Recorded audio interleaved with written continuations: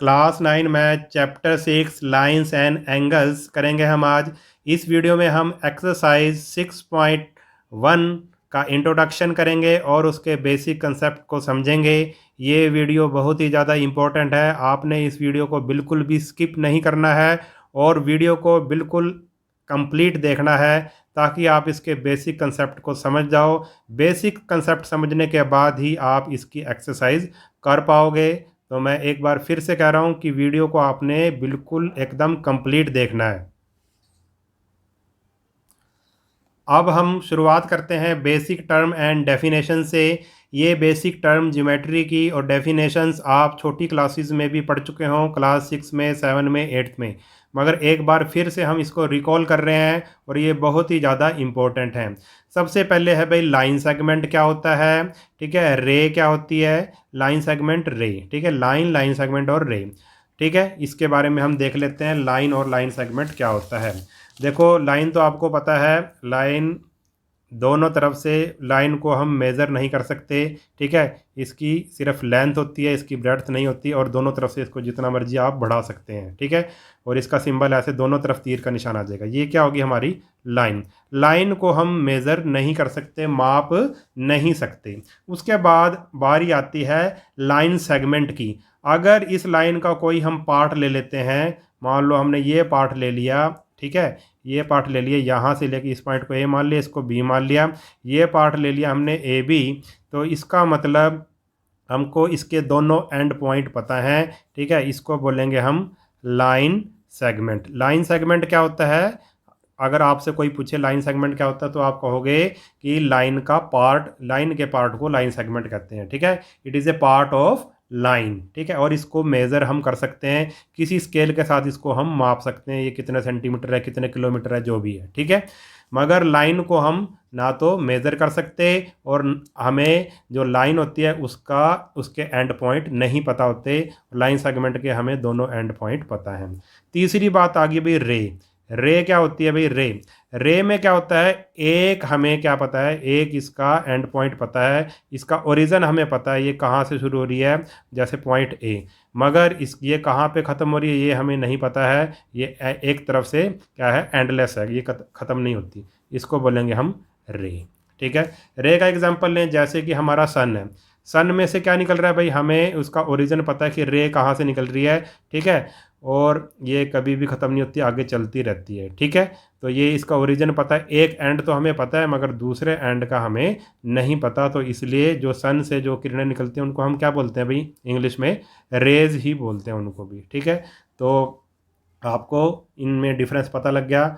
Line में हमें कोई भी एंड पॉइंट नहीं पता, लाइन सेगमेंट में हमें दोनों एंड पॉइंट पता है, और रे में हमें एक एंड पॉइंट पता है और दूसरा नहीं हमें पता है, ठीक है। जैसे मान लो ये हमने एक लाइन ले ली, ठीक है, ये हमने एक लाइन ले ली, ये कोई पॉइंट है, ये इसके ऊपर ऐसे ये दूसरी, ठीक है। तो इसको क्या बोलेंगे, चलो ये इस जो ये लाइन थी हमने उसका नाम ए बी दे दिया और ये सी डी है, ठीक है। तो ये तो क्या है, जो लेटी हुई लाइन है वो क्या है, ए बी, ठीक है, लाइन ए बी है। तो इसको क्या बोलेंगे, इसको हम बोलेंगे, देखो एक एंड पॉइंट हमको पता है इसका, ये क्या हो गई, सी डी क्या होगी, एक रे हो गई, ठीक है। क्या होगी, एक रे हो गई। देखो एक पॉइंट सी पता है ना, सी से निकल रही है, ये ओरिजिन पता है इसका, ठीक है, मगर दूसरा एंड पॉइंट हमें पता नहीं, तो ये क्या है, सी डी क्या है, रे है, और ये जो लेटी हुई लाइन है ये क्या है, लाइन है, ठीक है। समझ आ गया आपको ये कंसेप्ट। अब आगे देखते हैं। आगे है भाई कोलिनियर और नॉन कोलिनियर पॉइंट। ये क्या होते हैं, कोलिनियर पॉइंट और नॉन कोलिनियर पॉइंट, ठीक है। मान लो एक लाइन है ऐसे, ठीक है, एक लाइन है ऐसे, ये कह रहा है इफ़ 3 और more point lie on the same line. अगर एक ही लाइन पर 3 या 3 से ज़्यादा पॉइंट लाई करें, ये देखो एक लाइन है, इस पे 3 पॉइंट मैंने बना दिए, ए बी सी, या और भी हो सकते हैं, 3 या 3 से ज़्यादा क्या होने चाहिए भाई, 3 या 3 से ज़्यादा। तो एक ही लाइन के ऊपर हों तो उनको बोलेंगे हम कोलिनियर, ठीक है। क्या बोलेंगे उनको हम, कोलिनियर पॉइंट्स। 3 या 3 से ज़्यादा, 3 और more point lie on the same line, देखो एक ही लाइन के ऊपर है ना ये तीनों पॉइंट ए बी सी, तो इसको बोलेंगे collinear point. Otherwise they are non collinear point, ठीक है। अगर एक ही पॉइंट पे ना हो तो वो क्या है, नॉन कोलिनियर पॉइंट है। जैसे पॉइंट ए, ये पॉइंट बी, तो मान लो ये तीनों तो क्या है, एक ही पॉइंट एक ही लाइन पे हैं, इसको कोलिनियर पॉइंट कहेंगे। और अगर लाइन से बाहर है कोई पॉइंट तो फिर वो क्या है, कोलिनियर नहीं है। या दूसरी लाइन के ऊपर है मान लो किसी और के ऊपर, तो ये वाला डी पॉइंट कोलिनियर नहीं है, ठीक है। जो एक ही लाइन के ऊपर पॉइंट होंगे तीन या तीन से ज़्यादा, उसको हम कोलिनियर पॉइंट बोलेंगे, ठीक है। इतना भी हो गया। अब आगे देखते हैं। आगे है हमारे पास angle. Angle is formed when two rays originate from the same end point. Angle कब बनता है, जब टू रेज मतलब कि दो रेज निकलती हैं एक पॉइंट से, सेम पॉइंट से, एंड पॉइंट से जब टू रेज निकलती हैं तो हमारा क्या बनता है, एंगल बनता है।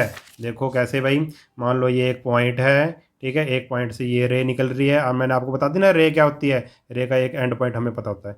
एक ये रे निकल रही है, दो रे निकल रही हैं, एक ही सेम पॉइंट से निकल रही हैं। ये पॉइंट मान लो ओ है, इसी पॉइंट से दो रेज निकल रही हैं, एक ये वाली और एक ये वाली, ठीक है।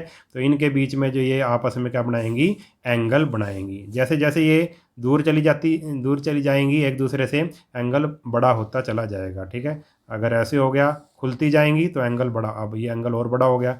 छोटा करना हो तो ऐसे छोटा हो गया। जब लाइन के ऊपर लाइन आ जाएगी तो एंगल कितना हो जाएगा, ज़ीरो हो जाएगा, ठीक है। एक रे के ऊपर दूसरी रे आ जाए तो एंगल कितना हो जाएगा, जीरो। फिर ऐसे खुलती जाएगा, खुलता जाएगा तो ये बढ़ता चला जाएगा, ठीक है। और these ray making an angle are called arm of the angle and the end point is called vertex of the angle। ये जो दो रे हैं, एक ये वाली रे एक ये वाली रे, इनको क्या बोलेंगे, आर्म्स बोलेंगे। एंगल की क्या बोलेंगे, आर्म्स बोलेंगे। एक आर्म ये है, एक आर्म ये है, ठीक है। और ये जहाँ से दोनों ओरिजिनेट हो रही हैं, निकल रही हैं, एंड पॉइंट है जो इसका, उसको बोलेंगे हम वर्टेक्स। ये जो ओ पॉइंट है इसको बोलेंगे हम वर्टेक्स, ठीक है। ध्यान से समझते चले जाओ, ठीक है, बहुत इंपॉर्टेंट है ये। उसके बाद है भाई, एंगल कितनी तरह के होते हैं वो आपने पढ़ रखे हैं। एक होता है भाई राइट एंगल, ठीक है। उसके बाद होता है obtuse angle, straight angle, reflex angle, ठीक है। राइट एंगल आपको पता है 90 डिग्री के एंगल को राइट एंगल बोलते हैं। ऑब्ट्यूस एंगल किसको बोलते हैं, जो 90 से बड़ा हो और 180 से छोटा हो, उसको ऑब्ट्यूस एंगल बोलते हैं। जैसे मैंने लिखा 120 डिग्री, तो 120 डिग्री 90 से बड़ा है और 180 से छोटा है, इसलिए ये ऑब्ट्यूस एंगल है। और स्ट्रेट एंगल किसको कहते हैं, 180 डिग्री के एंगल को स्ट्रेट एंगल बोलते हैं। जैसे राइट एंगल 90 डिग्री के एंगल को बोलते हैं, ऐसी स्ट्रेट एंगल 180 डिग्री के एंगल को बोलते हैं। उसके बाद आ गया भाई रिफ्लेक्स एंगल, ठीक है। रिफ्लेक्स एंगल क्या होता है, 180 डिग्री से बड़ा और 360 डिग्री से छोटा, ठीक है, उसको बोलते हैं हम रिफ्लेक्स एंगल। जैसे मैं लिखता हूँ, अगर मैं लिख दूँ 220, तो 220 180 से तो बड़ा है और 360 से छोटा है, तो इसको बोलेंगे हम रिफ्लेक्स एंगल, ठीक है। समझ आ गई बात। अब आगे देखते हैं। आगे है भाई, चलो ये तो बता ही दिया। अक्यूट एंगल क्या होता है, 90 डिग्री से जो छोटा एंगल होता है उसको हम अक्यूट एंगल बोलते हैं। राइट एंगल 90 के एंगल को बोलते हैं। ऑब्ट्यूस एंगल बता दिया मैंने, स्ट्रेट एंगल भी बता दिया, रिफ्लेक्स एंगल भी बता दिया। उसके बाद है भाई कंप्लीमेंट्री एंगल और सप्लीमेंट्री एंगल। कंप्लीमेंट्री एंगल क्या होते हैं, जिनका two angle whose sum is 90 are complementary angle. ऐसे दो एंगल जिनका सम क्या हो, 90 हो, उसको हम कंप्लीमेंट्री एंगल कहेंगे, और जिसका 180 हो उसको हम सप्लीमेंट्री एंगल कहेंगे। जैसे कि मैंने एक एंगल लिया 40 और एक एंगल लिया 50, दो एंगल लिए मैंने, एक 40 एक 50, दोनों को प्लस करके देखा क्या आया, 90। यानी कि ये दोनों एंगल क्या हैं, कंप्लीमेंट्री एंगल हैं। ऐसे दो एंगल जिनका सम कितना हो, 90 हो, उसको हम कंप्लीमेंट्री एंगल बोलते हैं। और भी कोई एग्जांपल ले सकते हैं, जैसे 30 + 60 क्या आएगा, 90 आएगा। तो 30 और 60 ये दोनों क्या है, कंप्लीमेंट्री एंगल। ऐसी सप्लीमेंट्री एंगल क्या होता है, जिनका सम कितना हो, 180 डिग्री हो, उसको सप्लीमेंट्री एंगल कहते हैं। जैसे एक 120 ले लिया तो इसका सप्लीमेंट्री क्या बनेगा, 60, दोनों को प्लस किया तो कितना आ गया, 180, ठीक है। दो एंगल का सम अगर 180 आ रहा है तो वो दोनों एंगल क्या है, सप्लीमेंट्री हैं, और अगर 90 आ रहा है तो वो क्या है, कंप्लीमेंट्री हैं, ठीक है। ये भी हो गया। अब आगे है भाई एडजेसेंट एंगल। एडजेसेंट एंगल क्या होते हैं इसको समझ लो। जैसे कि एक एंगल ये बन रहा है डी, चलो इधर से ले लेते हैं CBD, और दूसरा एंगल ये वाला बन रहा है DBE, ए। ठीक है, दो एंगल बन रहे हैं, इसमें दो एंगल बन रहे हैं। एडजेसेंट एंगल क्या होते हैं, इसकी क्या प्रॉपर्टी वो होती है, कंडीशन क्या होती है कि भाई ये देखो ये इसमें कॉमन है, ये इस एंगल में भी आ रही है, ये जो बी डी है इस एंगल में भी आ रही है, ठीक है, और बी डी इस एंगल में भी आ रही है, ऊपर वाले एंगल में भी आ रही है। मान लो ये एंगल 1 है, एंगल 1 में भी ये वाली रे आ रही है बी डी, और एंगल 2 में भी, मान लो ये एंगल 2 है, एंगल 2 में भी ये वाली आ रही है, तो ये इसमें कॉमन है। ठीक है, तो देखो कैसे आएगा भाई, ray B D is there common arm, ray B D क्या है, दोनों में, दोनों एंगल की कॉमन आर्म है, इसमें भी है इसमें भी है। ठीक है, and B is there common vertex, और बी दोनों का क्या है, कॉमन वर्टेक्स है। Moreover when two angle are adjacent then their sum is always equal to the angle formed by the two non common arm, so we can write, जो angle A B C पूरा total बनेगा, जो angle A B सी बनेगा वो क्या होएगा, इन दोनों angle का सम होगा। जो एंगल ए बी सी, ये पूरा एंगल क्या बनेगा, एंगल 1 प्लस एंगल 2। ठीक है, अब कंडीशन क्या है इसकी, टू एंगल्स आर एडजेसेंट, दो एंगल को एडजेसेंट हम तब कहेंगे if they have a common vertex, अगर उनका कॉमन वर्टेक्स हो। जैसे इस केस में दोनों एंगल किस पे कहाँ से शुरू हो रहे थे, कॉमन वर्टेक्स क्या है, बी है इनका। ठीक है, कॉमन वर्टेक्स ए कॉमन आर्म, और कॉमन आर्म भी होनी चाहिए, इन दोनों की कॉमन आर्म क्या है, बी डी है, and their non common arm are on different side of the common arm, और जो नॉन कॉमन आर्म है, जो कॉमन नहीं है, कॉमन कौन कौन सी नहीं है, बी सी कॉमन नहीं है और बी ए कॉमन नहीं है, वो क्या होनी चाहिए, जो कॉमन आर्म के दोनों तरफ होनी चाहिए, एक इस तरफ है और एक इस तरफ है। बात समझ में आ गई, क्या कंडीशन होएगी एडजेसेंट एंगल की, कॉमन वर्टेक्स होना चाहिए, ठीक है, और क्या होनी चाहिए, कॉमन आर्म होनी चाहिए। पहली कंडीशन कॉमन वर्टेक्स, दूसरी कंडीशन कॉमन आर्म, और तीसरी कंडीशन क्या है, जो नॉन कॉमन आर्म है जैसे कि बी सी और बी ए, वो कॉमन आर्म के दोनों तरफ होनी चाहिए, एक इस तरफ है और एक इस तरफ है। ठीक है, ये कॉमन आर्म है, एक कॉमन आर्म के इस तरफ है और एक कॉमन आर्म के इस तरफ है। ठीक है, अलग अलग ऐसे होनी चाहिए, दोनों तरफ होनी चाहिए, ये इसकी कंडीशन है। उसके बाद आगे भाई, ये बहुत इंपॉर्टेंट है, इस एक्सरसाइज में 6.1 में इसका बहुत ज़्यादा इंपॉर्टेंट यूज़ होगा। ठीक है, ये क्या है, linear pair of angle, linear pair of angle. ठीक है, मान लो कोई ऐसे, समझा देता हूँ आपको, मान लो ऐसे एक हमारे पास क्या है, एक लाइन है, ठीक है, और इसके ऊपर ऐसे रे फॉल करती है, कोई स्टैंड करती है रे, मान लो ये लाइन थी हमारे पास ए बी और रे है हमारे पास सी डी। ठीक है, तो जब इसके ऊपर ये करेगी, देखो ये बिल्कुल एक स्ट्रेट लाइन है, तो ये जो दो एंगल बने हैं, एक ये वाला एंगल, मान लो ये एंगल 1 है और ये एंगल 2 है। ठीक है, इधर वाला एंगल 1 है, इधर वाला एंगल 2 है, तो इन दोनों एंगल का सम, क्योंकि देखो ये स्ट्रेट लाइन है, आपको पता है कि भाई अभी अभी पढ़ा हमने, स्ट्रेट एंगल क्या होता है, 180 डिग्री के एंगल को हम क्या बोलते हैं, स्ट्रेट एंगल। यानी कि स्ट्रेट एंगल में क्या बनती है, स्ट्रेट लाइन बनती है, और वो कितने का एंगल होता है, 180 डिग्री का एंगल होता है। ठीक है, तो इन दोनों एंगल का सम कितना आएगा, एंगल 1 प्लस एंगल 2 क्या आएगा, 180 डिग्री आएगा। ठीक है, और इसको हम क्या बोलेंगे, लीनियर पेयर। क्या बोलेंगे, लीनियर पेयर। लीनियर पेयर का मतलब है जो स्ट्रेट लाइन के ऊपर पेयर बने एंगल्स का, उसको हम लीनियर पेयर बोलेंगे। ठीक है, तो ये ऐसे भी हो सकता है। चलो एक एग्जांपल और ले लेते हैं। मान लो ये एक हमारे पास लाइन थी और ये हमारे पास ऐसे एक, ये ले ली हमने सी, यहाँ पे डी था भाई। ठीक है, ये सी डी ले ली हमने। ठीक है, सी डी ले ली, और अब देखो अब क्या है भाई, और एक और ले लेते हैं, चलो ऐसे एक और ले लेते हैं, ए बी सी डी ई ले लेते हैं। चलो अब देखो, एक आर्म ये, एक रे ये है, एक रे ये है, और ये क्या है, एक स्ट्रेट लाइन है। स्ट्रेट लाइन पे दो रेज खड़ी हैं। ठीक है, दो रेज खड़ी हैं, तो अब भी क्या लगेगा भी, लीनियर पेयर ही लगेगा, क्योंकि ये स्ट्रेट, देखो इसी पॉइंट से ये रे जा रही है, इसी पॉइंट से ये रे जा रही है, तो अब भी क्या बनेगा, लीनियर पेयर ही लगेगा। एक ये वाला एंगल, मान लो एंगल 1 है, ये बन रहा है एंगल 2, ये बन रहा है एंगल 3, तो अब भी लीनियर पेयर ही लगेगा। पेयर का मतलब वैसे तो दो होता है, जोड़ा होता है, मगर इसमें 3 एंगल बन रहे हैं, तो आप इसको भी लीनियर पेयर ही कह सकते हो, या ऐसे ही कह सकते हैं भाई, एंगल जो स्ट्रेट लाइन के ऊपर बन रहे हैं उनका सम कितना होता है, 180 होता है। तो आप देखो 3 एंगल बन रहे हैं, तो इनका भी सम कितना होएगा, 180 ही होगा। Angle 1 plus angle 2 plus angle 3 is equal to 180 degree. तो आप यहाँ पे लीनियर पेयर भी लिख सकते हैं कि भाई ये भी क्या है, लीनियर पेयर एक्सियोम से हमने किया है। ठीक है, तो चाहे ऐसे 4 एंगल बन रहे हो तब उन चारों का सम भी 180 ही होगा। ठीक है, मगर इसको हम क्या क्या देते हैं, लीनियर पेयर ही कह देते हैं अगर 2 से ज़्यादा भी बने तो। ठीक है, ये भी हो गया। अब आगे देखते हैं, आगे क्या है, वर्टिकली अपोजिट एंगल।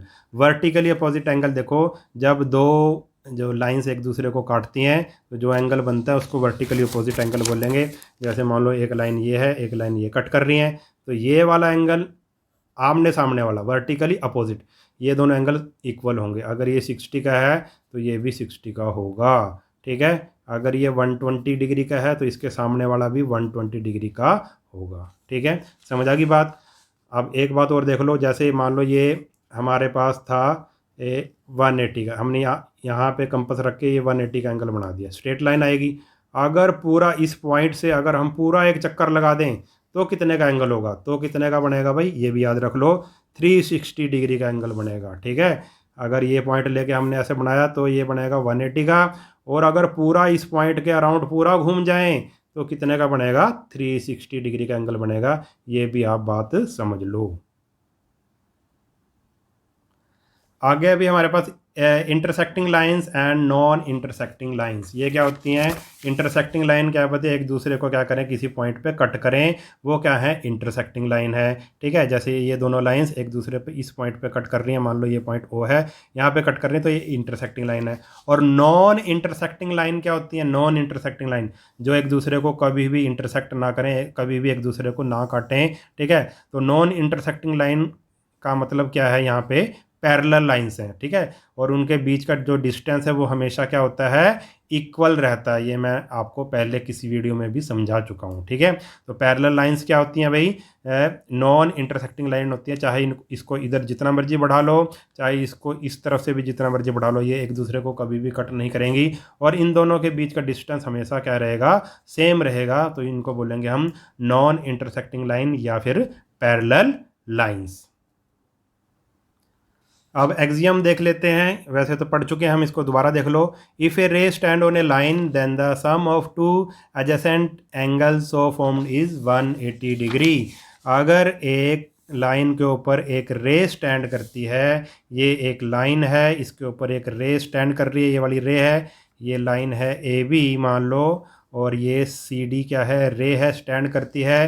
तो देखो एडजेसेंट एंगल क्या बने, ये वाला और ये वाला, ये एंगल 1 है, ये एंगल 2 है। ठीक है, देखो ये क्या होगी, कॉमन आर्म होगी, ये नॉन कॉमन आर्म है, ये भी नॉन कॉमन आर्म है। ठीक है, वर्टेक्स क्या है, सी है। ठीक है, तो इधर एंगल 1 क्या है, एडजेसेंट एंगल है, एंगल 2 भी क्या है, एडजेसेंट एंगल है।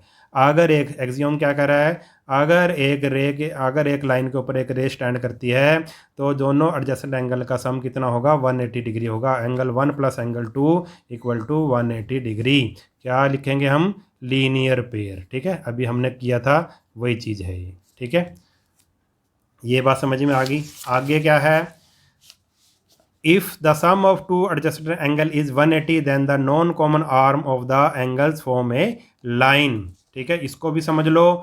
आप देखो, अगर ये इसका कन्वर्स है, उल्टा एक तरह से देखो, दोबारा से देखो, अगर एक लाइन है, लाइन के ऊपर एक रे स्टैंड करती है तो दोनों एडजस्टेड एंगल का सम कितना होगा, 180 डिग्री होगा। अब ये इसका उल्टा है, अगर एक ये लाइन है उसके ऊपर रे स्टैंड करती है और एंगल 1 एडजस्टेड एंगल दोनों का सम, एंगल 1 प्लस एंगल 2, हमने देखा दोनों का सम 180 आया। ठीक है, अब हमें पहले से पता है इन दोनों का सम क्या है, 180 है। अगर दोनों का सम 180 आ जाए, दोनों एडजेसेंट एंगल का सम 180 डिग्री आ जाए, तो इसका मतलब क्या है कि ये जो लाइन ए बी है वो क्या है, एक स्ट्रेट लाइन है। ठीक है, लाइन ए बी क्या होगी, एक स्ट्रेट लाइन होगी। ये जो हम ले रहे हैं ए बी, वो क्या होगी, एक स्ट्रेट लाइन होगी। If the sum of the two adjacent angle is 180 then the non common arm of the angle form a line. जो नॉन कॉमन आर्म है, ये वाली नॉन कॉमन आर्म क्या है, सी डी और ए बी। ठीक है, सी डी और सी बी और ए सी जो नॉन कॉमन आर्म है वो क्या करेंगी भाई, एक स्ट्रेट लाइन बनाएंगी। दोबारा से देख लो, चलो, एक ये मान लो हमारे पास क्या थी, एक लाइन थी ए बी और इसके ऊपर ये स्टैंड कर रही है हमारे पास सी डी एक रे, ठीक है। हमको पहले से पता है अगर इन दोनों एंगल का सम 180 डिग्री आ जाता है, एंगल 1 प्लस एंगल 2 180 डिग्री आ जाता है, इसका मतलब क्या हुआ, क्या निकालेंगे हम इससे रिजल्ट। अगर इन एडजेसेंट एंगल का सम 180 डिग्री आ जाता है तो हम इससे नतीजा ये निकालेंगे कि ये जो नॉन कॉमन आर्म है सी बी और ए सी, ये दोनों क्या करेंगी, एक स्ट्रेट लाइन बनाएंगी, ठीक है। तो इसका या आप ये भी कह सकते हैं कि अगर एडजस्टेंट एंगल का सम 180 डिग्री आ जाए तो वो रे किसके ऊपर खड़ी है, एक स्ट्रेट लाइन के ऊपर खड़ी है, ठीक है। तो इस वीडियो में हम इतना ही करेंगे। मुझे पूरी उम्मीद है कि आपको ये समझ में आ गया होगा, ठीक है। नेक्स्ट वीडियो में मिलेंगे, तब तक के लिए नमस्कार।